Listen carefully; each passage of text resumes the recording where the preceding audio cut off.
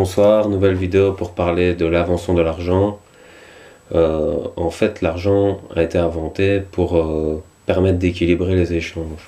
Ça paraît fou comme ça, on croirait que l'argent est péjoratif, mais en fait, c'était une idée philosophique qui permettait de protéger les plus faibles. Parce que selon l'ignorance des matériaux que les faibles possédaient, ils se faisaient arnaquer. Par exemple, vous pouviez troquer un pins contre une maison. Et donc c'était pas possible, il fallait fédérer les commerces pour qu'ils soient plus équitables. Donc on s'est dit, il faut désigner des personnes qui vont définir la valeur marchande des objets, selon certains critères. Le temps, la pénibilité, et puis les ressources intellectuelles et physiques. Par exemple, pour un pins, il faut pas beaucoup de temps pour le faire, c'est pas très pénible. Et au niveau des ressources, des matériaux, il ne faut pas beaucoup de matériaux. Ressources intellectuelles, il ne faut pas beaucoup de ressources intellectuelles. Par contre, pour faire une maison, il faut beaucoup de temps. C'est très pénible.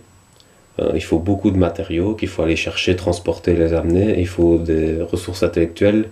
Donc il faut travailler sur soi-même pour pouvoir construire une maison. Et puis aussi, il faut beaucoup plus de personnes pour construire une maison que pour faire un pins. Donc voilà. La valeur marchande est beaucoup plus élevée. Et voilà comment on a défini la valeur marchande des objets. Et c'est ce qui permettait aux gens d'équilibrer leur temps de vie, etc. Sauf qu'il y a des petits malins qui ont inventé la corruption.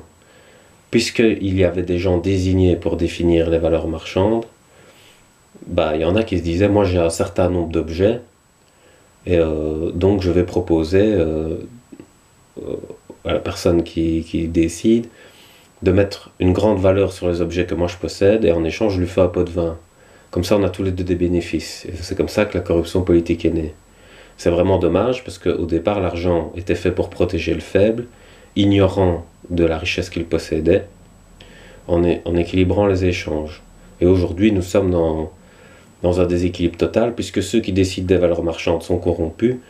Donc peut-être qu'un jour, vraiment, si on se retrouve en idiocratie totale, on aura un pins à 200 000 € et une maison à 50 cents, inversion totale des valeurs.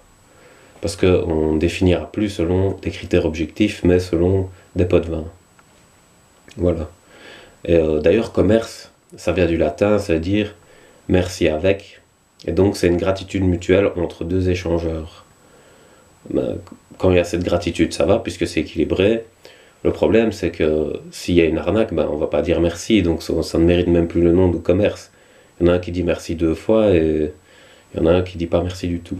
Voilà. L'arnaqueur qui dit merci 2 fois. Et puis après, il y a le terme économie qui dit gestion de la maison, gestion du foyer. Mais si on gère un foyer comme ça, il s'effondre très vite, donc ça ne mérite même plus le nom d'économie non plus, ce qui se passe aujourd'hui. Puis je vois aussi des gens qui disent qu'il faut supprimer l'argent et revenir au troc. Mais ce serait une grosse erreur, puisque l'argent a justement permis de réduire les inégalités. Ce qu'il faudrait, c'est démocratiser l'accès au rang qui permet de définir les valeurs marchandes des objets. Or, ce n'est pas le cas, c'est réservé à une caste qui préserve bien ses intérêts. Et ça, il faut que ça change. Donc voilà. Je vous laisse, bonne soirée.